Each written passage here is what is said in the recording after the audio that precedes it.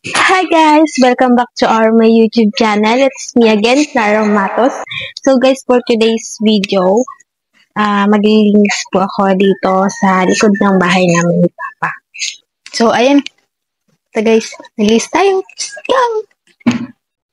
So, ayun guys, sisimulan ko na nga po maglinis. So, sa puntong po yan, naiisip ko si Papa, nainis ko po si Papa kasi dati siya po yung naglilinis dyan. Kasi yan guys na nakikita nyo po na madamo, yan po yung nabayaran ko nung unang sahod ko sa YouTube. So, sabi ni Papa sa akin po yun. So, kapag may pera daw po ako, palinisan ko po yun, tapos magawan ko ng bahay ko. So, naisip ko po, kapag po meron ng pera na yung sa SSS niya, pag nakuha ko na po yun, ang gagawin ko po is, dun ko na lang ipapalagay yung negosyo ko or kung ano man pong maisip ko na negosyo na ano po, wala po dito talaga sa amin kasi medyo bukid din po itong sa amin, malayo po siya sa sentro ng Naga. So, kulang-kulang po yung mga bilihin. At tsaka, so, ayun, na-miss ko lang si Papa diyan kasi kahit po tanghali kapag pinapagalitan ko na, "Papa, wag ka na diyan maglinis." So in Bicol sabi ko, "Papa, di ka na diyan magparalinig, taog tuna." Yun po yung sinasabi ko kay Papa. Tapos sasabihin ni Papa, "Garo ka man." So ayun, yung pag sabi niya lang ng garo ka man, yung stroke na yun, "Garo ka man." So, diyan po pala, tinulungan na po ako nitong mga pamangkin ko, anak po ng pinsan ko. Yung dalawa pinsan din po yan. Si Mikay, yan pong naka-blue at yung naka-red si Kian. So, sobrang saya po nilang tumutulong. So, pero palagi po silang nag-aaway minsan. Ganyan naman po talaga yung mga bata. Ayan, so tinutulungan po nila ako. So sabi ko, yung mga dahon lang ng saging yung kukunin nila. So dyan yung naka-red, si Kiana, umalis na po kasi sasamahan yung lola niya. Kasi may pupuntahan. So ayan po yung naka-red, kapatid siya nung naka-blue. Si Nunoy. Si Nunoy. Ayan. So, dyan po pala umalis muna ako kasi kukuha po ako ng tubig dahil baka magkalat yung apoy. Um, Mabilis ko siyang mapatay. Kasi yung bubong namin dito anahaw lang. So, kapag kahit konti lang anuhan ng hangin. Kasi, di ba po pag umaano tayo, hindi tayo ng mga basura, meron siya, ng dahon, meron siyang yung parang kulay itim, yun na yun, alam niyo na po yun. Yun yung pagmahangin na hinahangin din. So, baka pag nakapunta sa bubong namin, masunog yung bubong at anahaw lang naman. So, tapos na po muna guys kasi 6 PM na po dito. So ayan guys, bukas naman po kasi hapon, mag-aalas 6 na po. So, ayan. Si Nonoy. Pinsan ka. So, ayun lang guys. Thank you so much. So, bukas na lang. So, ayan po, basura yan nasa sako, tsaka nasa kulay itim. So, wala po kasi ditong tapunan ng basura. Meron tapunan ng basura, pero sa gilid lang ng malaking, kahoy. Pero hindi na po kami dun tumatapon. So, ang kailangan, na lang po ng, lupa. Hukay, tapos dun ilalagay yung mga basura. So, yan guys, nakikita nyo, mga bulaklak po yan ng mangga. So, ayan, marami na yan bunga. So, yan kasi madaming bulaklak. So, ngayon guys, lawlaw. So, ngayon guys, maglilinis ako ng isda. Ito. Ang tawag po nito dito sa amin is, kuwaw. Yan, kuwaw. Masarap tong sabawan na may talbos kamote. Yan, kuwaw. Pasensya na po sa ilaw. Yan. Yan. Maano lang po to linisan kasi matulis.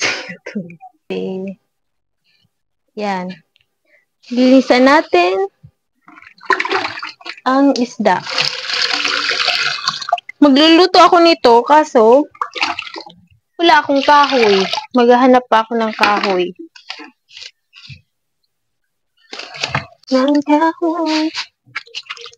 Aray ko. Matulis kasi siya guys dito. Ayan o. Matutusok ka talaga. Yan, yan, yan. Masarap to.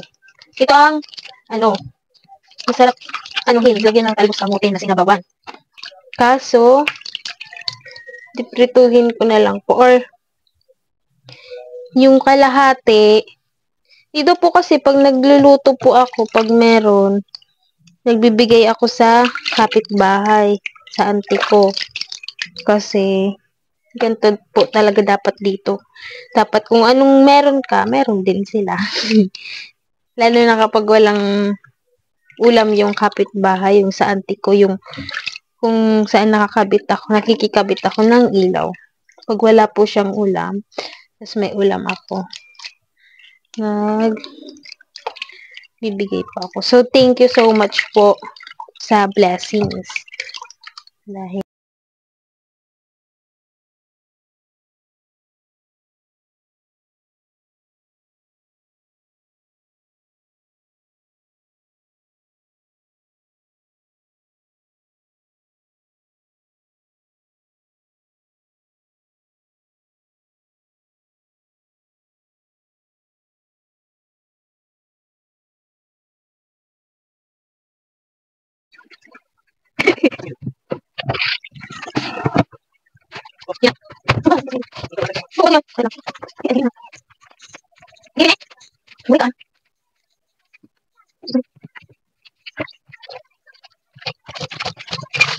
kukuha ako ng kahoy.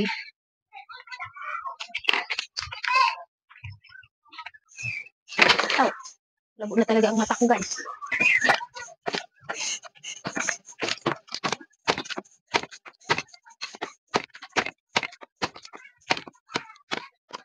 Ay, So, ayan guys, kumuha po ako ng kahoy sa gilid-gilid lang. Kasi wala po kami sariling bukid dito na kuhaan po ng mga kahoy, gulay, ganyan. Kaya po talaga dito sa gilid ng bahay namin ni Papa sa likod. Tatanim po ako dyan kapag malinis na. Gagawa po ako ng garden. So, ayan. So, dyan ko po guys, lulutuin yung pritong isda.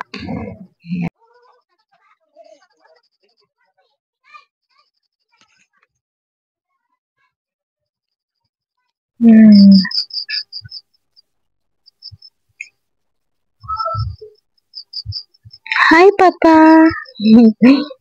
Hi!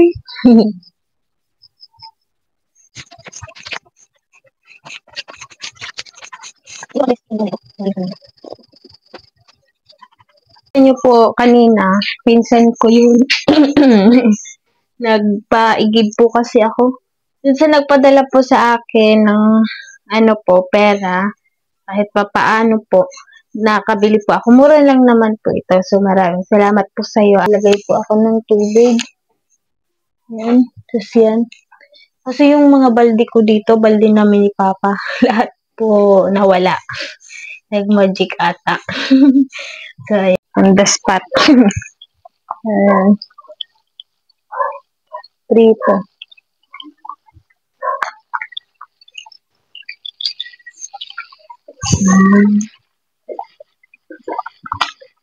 Try na po natin balik sabi. Kasi guys, kapag hindi pa to lutong maigi sa didikit yung yung laman sa kawali. Lalo na kapag nilagay po na hindi pa sobrang init ng kawali. Kaya dapat sobrang init ng kawali para hindi po magdikit. Hindi magdikit yung laman ng isda. So, hindi pa siya guys masyadong luto. Hindi pa natin siya pwedeng baliktarin. So, ayan, hihina ng natin. Ang kahoy.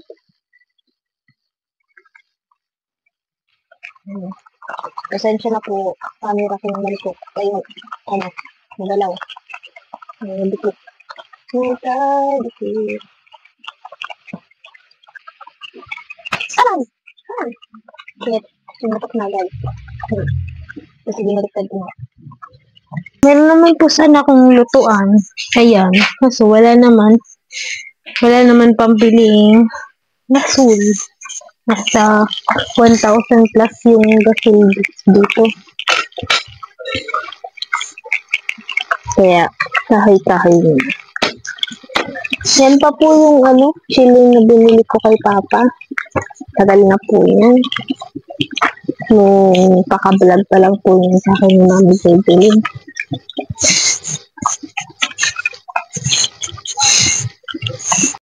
So po, ayan na guys, luto na po yung prito natin. So kung halata nyo po, Hindi ka na tigi isang lagayan yung mga yung isda. Kasi, ayan yung pinsan ko, lola niya. So magbibigay rin po ako. So pasensya na po, nakakamay na ako. Kasi guys, pinipili ko yung magagandang prito. Yun po yung binibigay ko. Tapos yung mga medyo nagkada hiwalay-hiwalay ng mga laman, yun po yung sa akin. So ayun, init. Diyan nga po guys, sobrang usok na talaga, masakit na siya sa mata. So ayan din yung sa dalawa kong kapitbahay. Yung una, dun po sa auntie ko na kung saan po ako nakikikabit ng kuryente, ng ilaw po. So ito naman yung sa pinsan ko at nung sa isa ko pa na auntie. So ayan. So, bali, ang natira na lang sa akin is 4 din. Tapos, tigta-3 sila. So, okay lang yan. At least, nakapagbigay tayo at walang sama ng loob po. Ayan. So, kaya ko po ginaganyan kasi pinipili ko nga po yung magaganda. Yun yung pong binibigay ko sa kanila. Tapos, yung medyo, hiwalay-hiwalay ang mga laman, yun yung binibigay ko. Diyan, binigyan din po ako ng isa kong auntie ng gulay. So, lubi-lubi po yan na gulay. So, mga Bicolano lang po nakakaalam ata dyan at yung iba. So, kung alam niyo po yung lubi-lubi, comment down below. So, ayun lang guys. Thank you so much po sa inyong lahat and God bless. Bye-bye! So, ayun na muna guys. Dito na muna po nagtatapos ang aking vlog.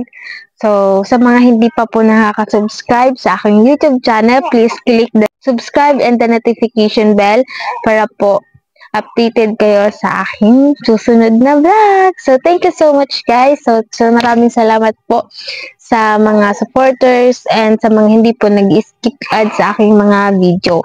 So, maraming salamat din po sa mga patuloy po na tumutulong po sa akin ngayon kahit papaano po. So, thank you so much po and God bless. Thank you, bye-bye, and thank you so much din po kay Mami Virgilin Curse. Bye-bye!